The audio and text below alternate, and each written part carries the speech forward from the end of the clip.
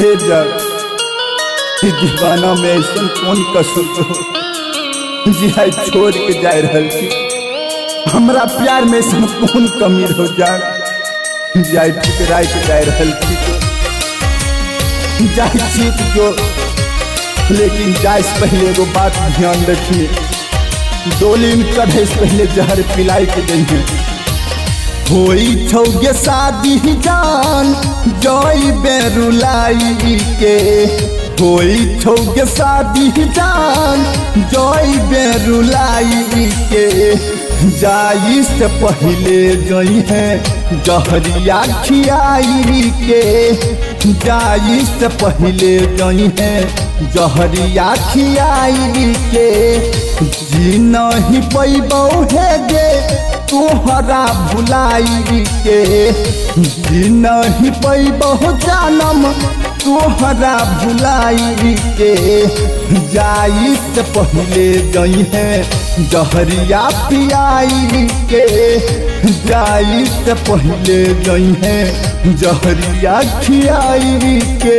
तुम्हारे लिए मिट जाने का, तुम्हारे लिए मिट जाने का हौसला रखते थे, तुम्हारे लिए मिट जाने का हौसला रखते थे, लेकिन तुम ही मिटा दोगी यह नहीं जानते थे।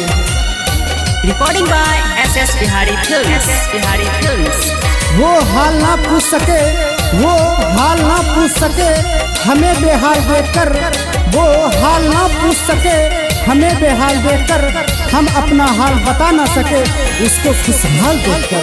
भेल प्यार पूरा रांझा रहीद के, दोस्त नहीं तोहार छौगे छिकै तो कदीर के।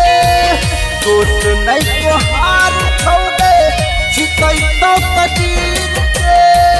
भेल प्यार पूरा रांझा रहीद के, दोस्त नहीं तोहार छौगे छिकै तो कदीर के।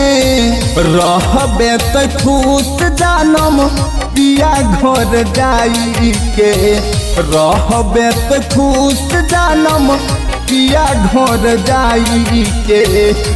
जाई से पहले गई है जहरिया पियाई के, जाई से पहले गई है जहरिया पियाई के।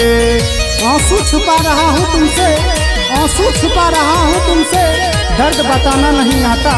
आंसू छुपा रहा हूँ तुमसे, दर्द बताना नहीं आता। बैठे बैठे भीग जाती हैं पलके, बैठे बैठे भीग जाती हैं पलके। दर्द छुपाना नहीं आता, दर्द छुपाना नहीं आता। Recording by SS Bihari films.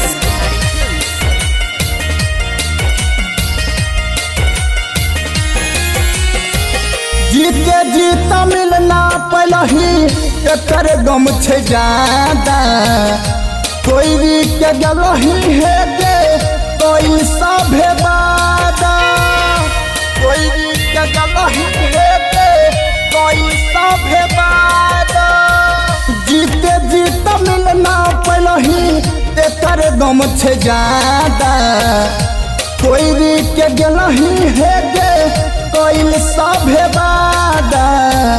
Premchand Amarjeet कहो तोहरा बुझाई के, नीरज के गलही दिल पर छुरिया चलाई के।